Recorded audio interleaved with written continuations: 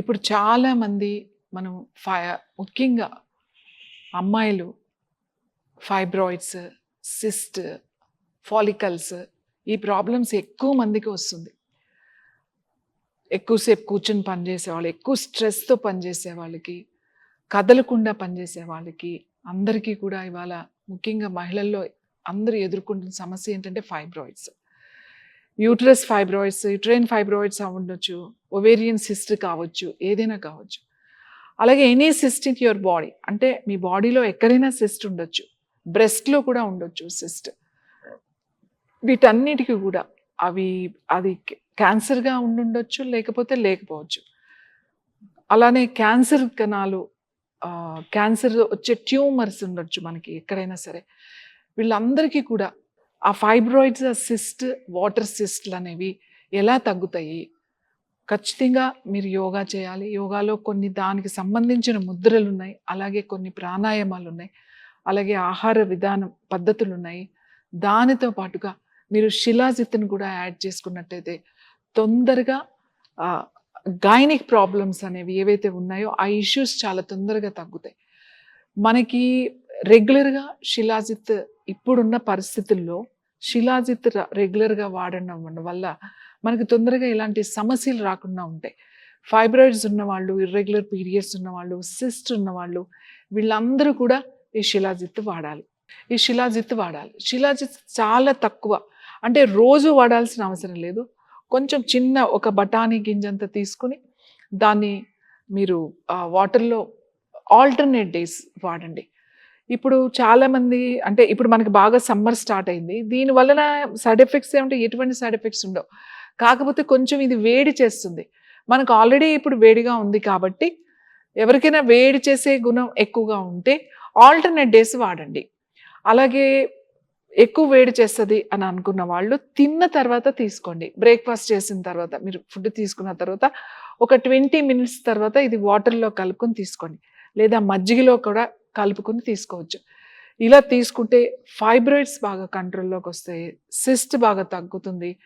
చాలామందికి ఏంటి అంటే తగ్గుతూ ఉంటాయి, ఏదో మెడికేషన్లో ఉంటారు, తగ్గుతుంది, తర్వాత మళ్ళీ వస్తూ ఉంటాయి. అలా రాకుండా చేస్తుంది శిలాజిత్. ఎనీ బాడీలో ఏ సిస్ట్నైనా కూడా తగ్గించే గుణం ఇది ఉంది. అలాగే ఇర్రెగ్యులర్ పీరియడ్స్ ఉన్నవాళ్ళు, సిస్ట్ ఫైబ్రాయిడ్ ఉన్నవాళ్ళు ఇది చాలా బాగా పనిచేస్తుంది.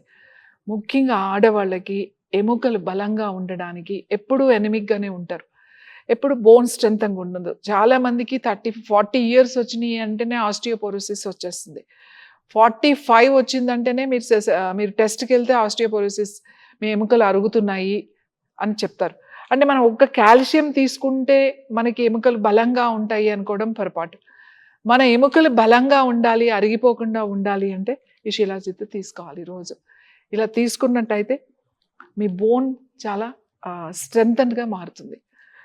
అలానే క్యాన్సర్ ఉన్నవాళ్ళు, ఎవరైతే క్యాన్సర్ ఏ క్యాన్సర్ అయినా కావచ్చు బాడీలో, ఈ క్యాన్సర్ సమస్యలు ఉన్నప్పుడు, ఈ ట్యూమర్స్ ఉన్నప్పుడు, ఈ ప్రాబ్లమ్స్ ఉన్నప్పుడు, బ్లడ్ క్యాన్సర్ కానీ ఏదైనా ఉన్నప్పుడు ట్రీట్మెంట్స్, ఎవరైతే రేడియేషన్ తీసుకుంటారో, అలాగే కీమోస్ ఆల్రెడీ జరుగుతూ ఉంటాయి, ఇలాంటి వాళ్ళకి ఇది నిజంగా అద్భుతమైన మెడిసిన్ అని చెప్పొచ్చు.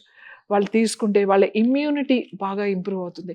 వాళ్ళు ఏదైతే ట్రీట్మెంట్స్ తీసుకుంటున్నారో ఆఫ్టర్ ట్రీట్మెంట్స్ వచ్చే సైడ్ ఎఫెక్ట్స్, బాగా వీక్నెస్ కానీ, హాట్ ఫ్లషెస్ కానీ, డైజెషన్ బాగా జరగకపోవడం కానీ, ఇలాంటివన్నీ కూడా ఇది తగ్గిస్తుంది అన్నమాట. ముఖ్యంగా ఇమ్యూనిటీని పెంచుతుంది ఇది.